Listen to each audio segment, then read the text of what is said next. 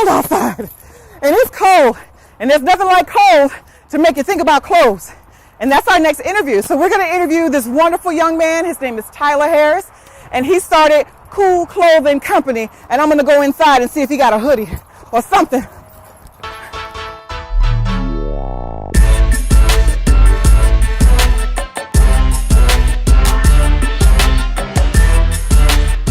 Tyler, this is an awesome setup that you got here. Really? Okay. Great setup that you got here. Thank you so much. If it wasn't for Deb, we wouldn't be doing this right now. Hi, Deb. Hi. Wave to the camera. Thanks, Deb. Tyler, thank you so much for joining us today. We do appreciate your time. Thank you for having me. Excellent. So, Tyler, tell me a little bit about Cool Clothing Company. Well, we started in 2010. My mom got sick in 2010 as well. She was diagnosed with breast cancer. So I really started it for her. And from there, we launched online in February of 2011. And from there, we've been doing well. So Okay. that's pretty much it. Now, when you say you did this for her, what specifically were you hoping the desired outcome would be? For people to hear my story, really to show the struggle of starting a business on your own and really doing something positive. As a kid, coming from Chicago, you really don't see a lot of positive atmosphere around Chicago. So I tried to bring that, through my clothing. Now, for you to be so young, how old are you? 17. 17. Were you always entrepreneurial? Not really. It really came about when all the connections came to me. I let things come to me. I didn't rush anything. Excellent. When my mom got sick, a lot of doors opened. And I just went through the doors. Okay. As you could say. So All right. That's how the entrepreneurial spirit came about. So walk me through this process. Mom gets ill and you decide I have to do something for her. So you start this clothing line. Now, once you start a clothing line, what's the first step? You've made the decision. How did you even come up with the name? Basically, in school, I used to get in trouble for drawing a lot. I really wasn't the best drawer, but I drew a lot. And I would come up with little crazy ideas for designs, and I kept my sketchbook book over the years, going through middle school and high school, and I used my designs for clothing. That's where you get a lot of the designs from. So, how'd you come up with the name Cool? Cool, it was a dream. I tell my family members all the time. A God-given dream, I think. Really, I went to sleep one night and woke up with Cool. I was always called the cool kid in school, so I just went with Cool, and then the creative outlook on life part came from the dream. So okay. So Cool is actually an acronym, Creative Outlook on Life. Yeah. That's hot. That's really nice. Thanks. So now you started Cool Clothing, right? Yes. How did you start selling these? Basically out my trunk. I was You had a car? Yeah, I had a car. High Okay. school, my freshman year. Basically out my mom's car. She gave it to me when she got sick. And from there, I was selling in school. I was selling outside of school at basketball games and different things like that. And from there, it jumped into online. And from there, we've been selling online and now going into stores now. So. Okay, so from the trunk of the car to online to department stores. Yes. That's an awesome transition. Congratulations. Thank you so much. On that. So now I need to ask you a few tough questions, or maybe they're not so tough for you. In this progression, did you notice any changes in your social life? A lot. I haven't had a normal high school life. I had to make a lot of sacrifices. School dances, didn't really attend. The only school events that I would go to are football games and basketball games just to promote my clothing. And other than that, high school life wasn't, a normal high school life. I was a businessman, so to say. So Okay. that's pretty much it. And your friends are seeing you as a business person. Yes. So did any of those relationships change? A lot. You lose friends in the process. And it's for the good most of the time, but sometimes you're hurt by it. But other than that, I lost a lot of friends and gained a lot of friends in this industry. Tell me about how you lost those friends. In what capacity? What caused the friendships to end? Friends usually, when they see you do good, some of them take it well and some of them don't.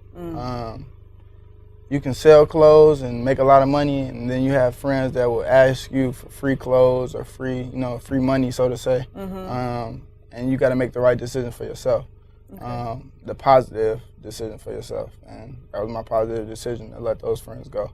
So it's almost as if they felt like you owed them something, Right? Because you were their friend, and they're like, okay, you coming up, so now you owe me free clothes. It's my time, yeah. Oh, okay. But none of them helped you build the business At all.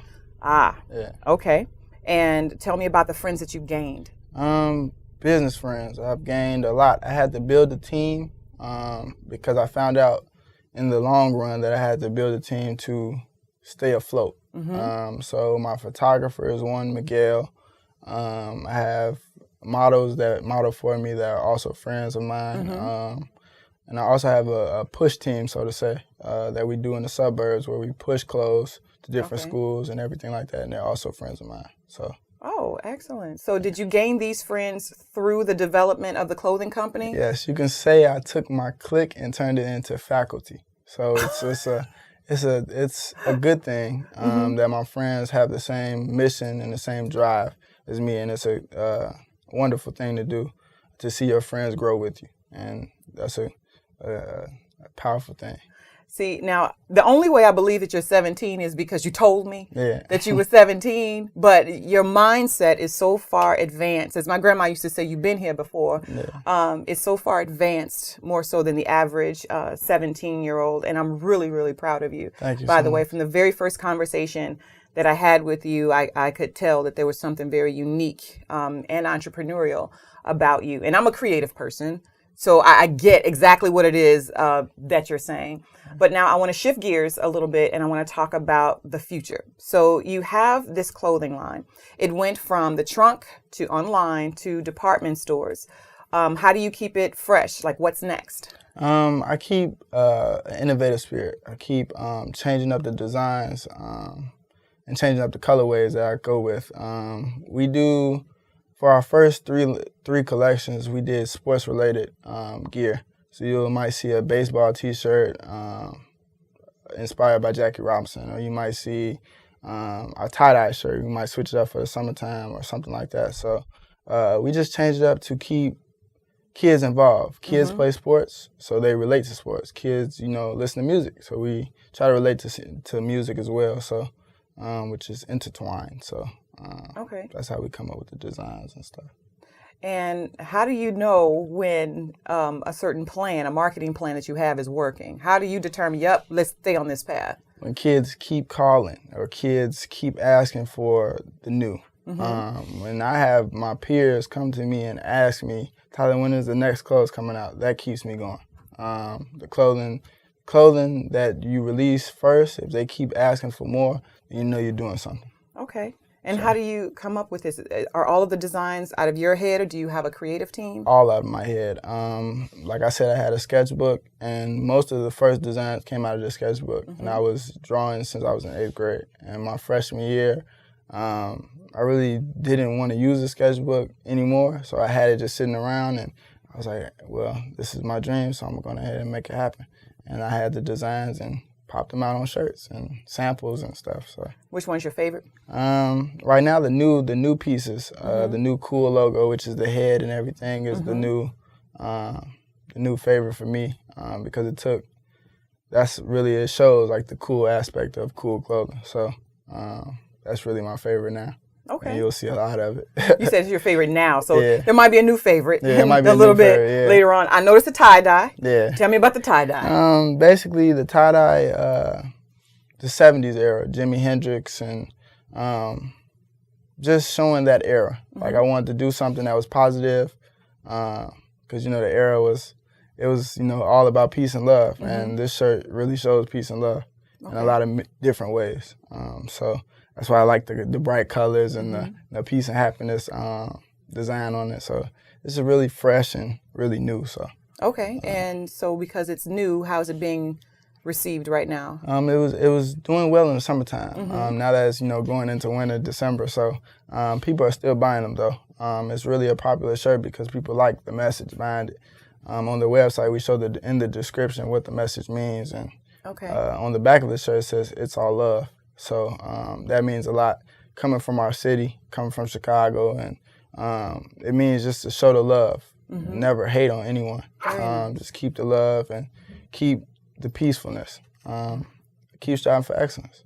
Do you think you're a young man who has his head strapped on well? I try to keep my head strapped on well as the people that's close to me. So, you know, that's what we try to do.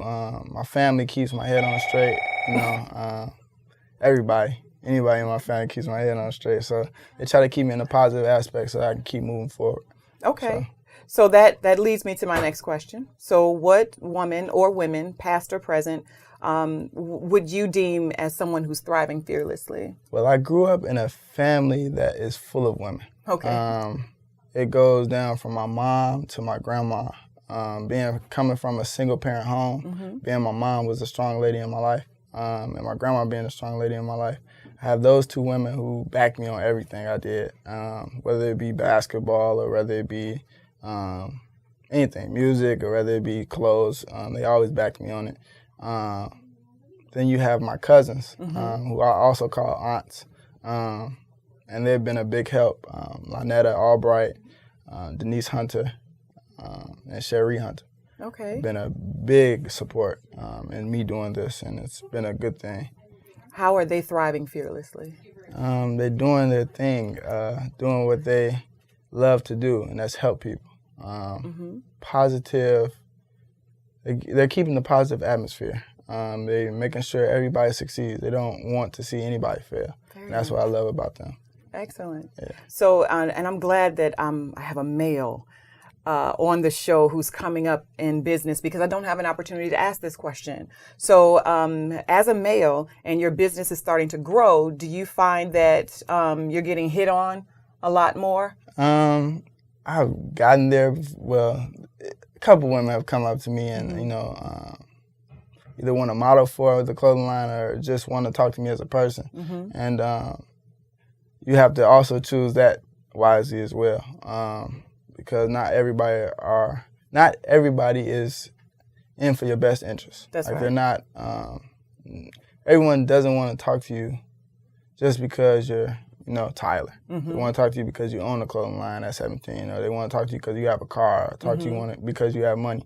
But I have come across a couple women who really are, you know, supporting the brand and also buying shirts instead of asking for them. So, okay. Because I was just going to ask you, how can you tell the difference? Yeah, it's a difference. So they actually do support the business. Instead of, you know, taking my shirt out of my, you know, my collection, they'll go buy one themselves. Oh, so very nice. It's pretty cool. Okay. Do you feel like you have something to offer? I have a lot. I really want to do different things in my life aside of cool clothing, but with cool clothing. I want this message to be heard not only through the clothes, but through messages that I speak to different kids who want to start their own brand or do their own dream or pursue their own dream. And that's really my message. I really want kids to know that you can do something. If somebody tells you you can't, you can. And that's pretty much it. You just keep following your dream when people tell you not to, whether it be teachers, whether it be your parents, whether it be anybody. Just keep going. Absolutely. Never stop. My goodness. I just really, like 17, are you kidding me? I love it. I absolutely love it. And so how can people support you? You can go online and shop as much as you want. Okay, what's the website? coolclothingcompany.bigcartel.com. Say that again? coolclothingcompany.bigcartel.com. Okay. And if someone said to you, hey, I really like the clothing line, I like where it's going, I want to buy you out, would you be willing? At this point, no, because this is my dream and I want to keep going as much as possible. I'm in a good position. It opens up doors for me as a person. This is my outlet. When I stopped playing basketball my freshman year, I really didn't have anything else to do. I could have been on the streets. I could have been, you know, hustling like kids usually do, or stayed on the street corner, but I didn't. I wanted to do something positive and keep my head on right, like as you said. So this is my outlet, and I don't want to, you know, give up my outlet just yet. Excellent. So. Now, if there's anything at all that you would want our viewers to know, what would that be? Just like I said, keep going. when you don't have enough money to keep going, when you haven't made any money on whatever you're doing, keep going because it's your dream. And if you follow your dream, you don't want to look back and say that you didn't follow your dream. So keep going. That's all I can say is keep going. And Tyler, in our initial conversation, you just reminded me of something. I remember asking you, like, how did you fund this, like, to start off? Yeah. And you told me what? I was working at White Castle my sophomore year, and it was really struggling. It was a struggle. I really didn't like working at White Castle. I never liked working for anybody. It was a struggle. I didn't like taking out trash and flipping burgers and stuff. So, but it was a learning point. You had to make money to, you had to make your own money to make more money. So that's right. That was my purpose of working at White Castle at that time. But see, you're not there anymore. Yeah. Excellent. So. I love that.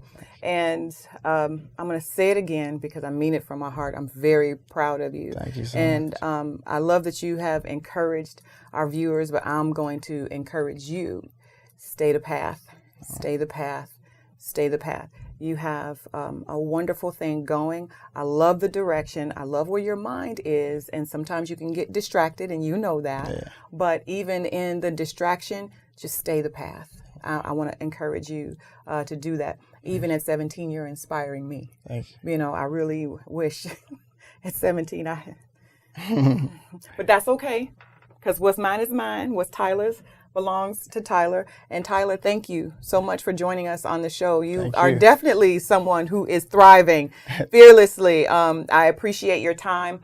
And again, if people want to support you, give them the website. coolclothingcompany.bigcartel.com, or you can Google Cool Clothing Company.